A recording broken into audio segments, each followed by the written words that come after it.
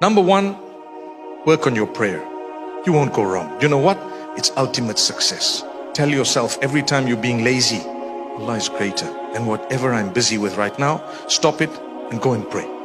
Even if you start with farad, that's which compulsory initially, and then you can work on a little bit more later. But don't give up.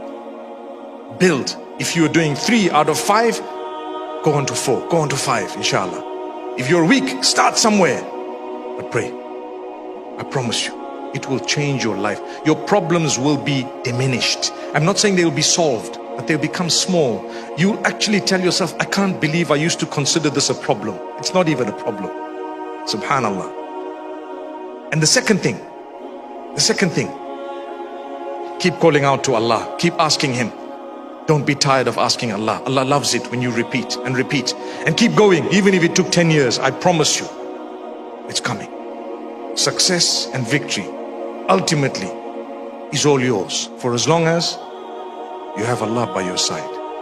May Allah make it easy for every one of us, every one of you.